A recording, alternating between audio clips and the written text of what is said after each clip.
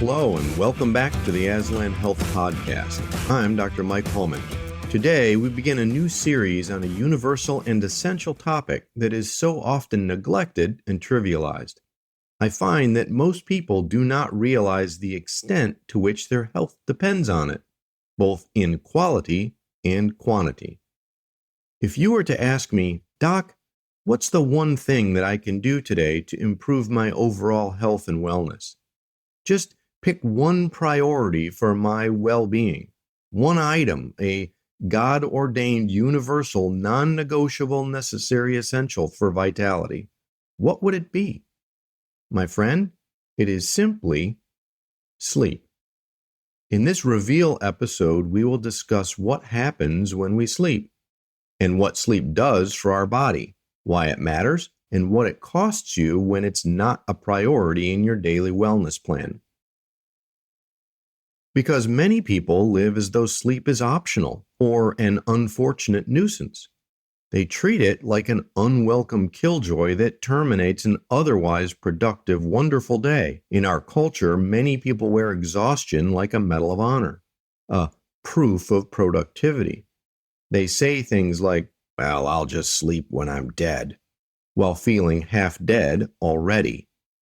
My friend, sleep is not a luxury to be enjoyed by underachievers and lazy teenagers. It is God's gracious, ubiquitous provision for our well-being, repair, recovery, and daily restoration. So today, let's reveal the truth. What happens when we sleep? Why does it matter so much? And what are the consequences when we ignore the way that we were made? So, don't fall asleep on me now. Let's go. Welcome to the Aslan Health Podcast, where science meets soul.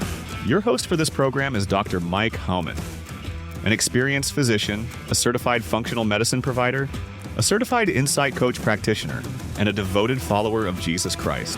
If you're tired of feeling stressed out, exhausted, overwhelmed, or stuck in survival mode, you're in the right place. So take a deep breath. Let's be transformed by the renewing of our minds. Here's Dr. Mike. I want to begin today with an image. Imagine that every evening after the lights go out, an organized, skilled, professional nighttime restoration crew quietly enters your workplace. They labor together in every area of the building. They haul away trash, they file papers, they sweep the carpets and wash the floors. All of the surfaces are cleaned and wiped down. They restock the supplies. They replace the missing essentials. They clean up the residue and detritus from the workday.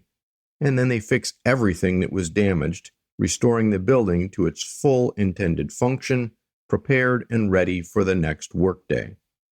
Got it? Well, now imagine that every night, just when that crew is ready to do its work, you lock the door and say, not tonight. I've got stuff to do. Don't interrupt me. That's how many people treat sleep. They don't realize that while they're awake, spending, striving, scrolling, pushing, and pressing, their bodies are accumulating a debt of debris. And sleep is the primary way that your Creator designed our biology to pay off that debt. Sleep is not a passive shutdown like you might think. It is an active time for repair, replacement, and restoration. Recovery from the days gone by and preparation for the requirements of the future. During sleep, your body cycles through deep non-REM sleep and REM sleep. The deep non-REM sleep is connected to physical repair and growth hormone release, things like that, while REM sleep is important for brain processing, emotional function, and memory consolidation. Your heart rate and blood pressure also decrease during non-REM sleep, giving the cardiovascular system a kind of nightly downshift. For more details in this area, listen to the previous Aslan Health Podcast series on heart rate variability. All this means that sleep is not wasted time. It is workshop time, repair time, restocking time, reordering time, and calibration time. Your body is doing things while you sleep that you cannot willpower your way into while you're awake.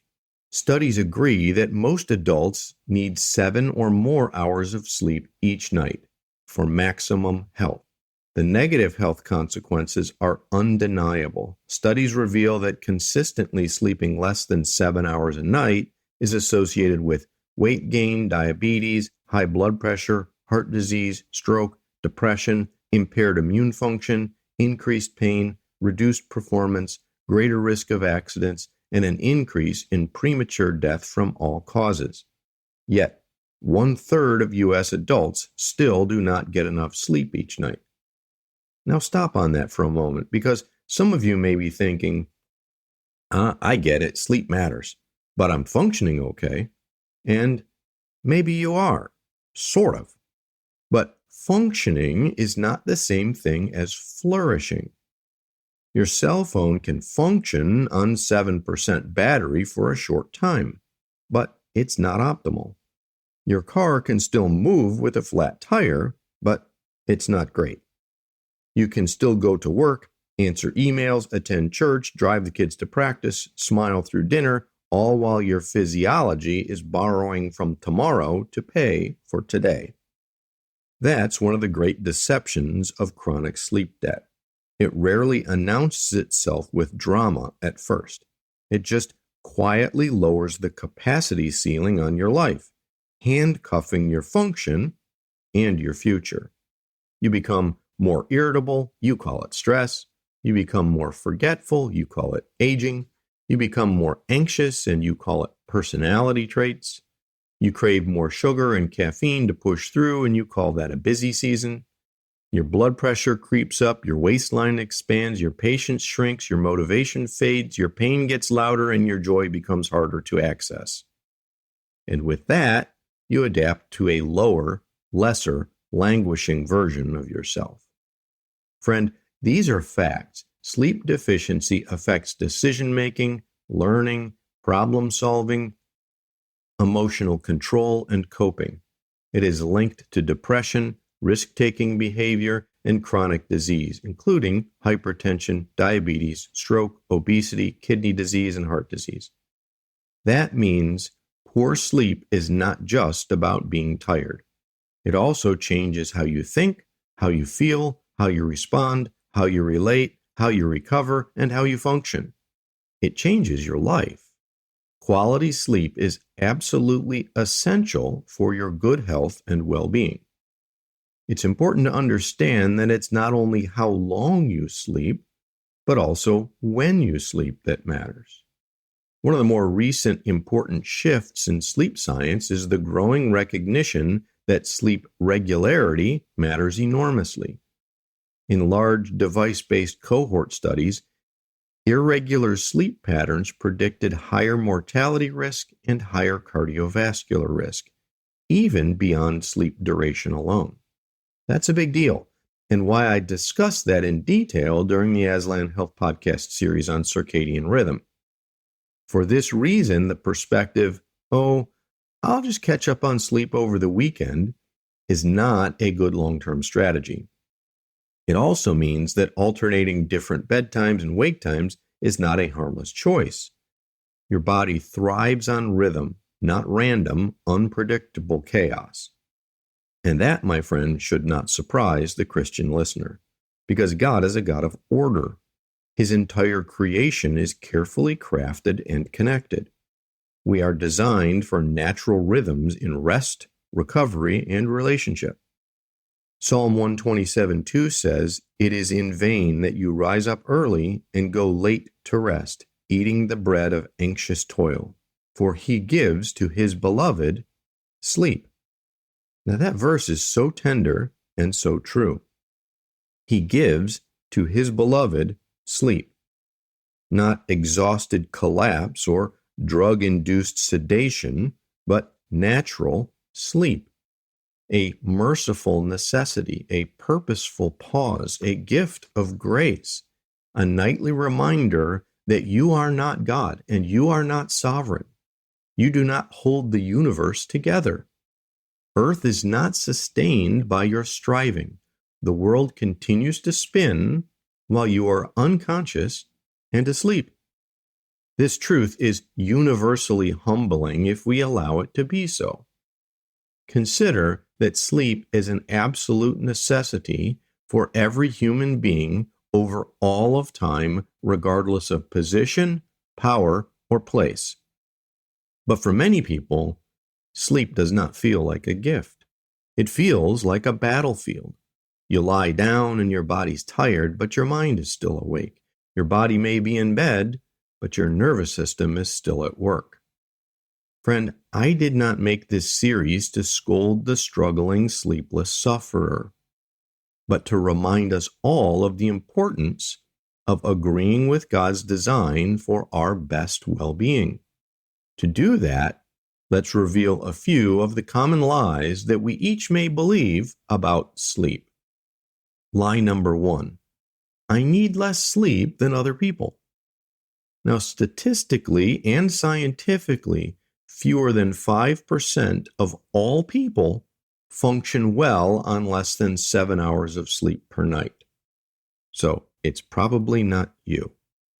Lie number 2, I can make up for it later.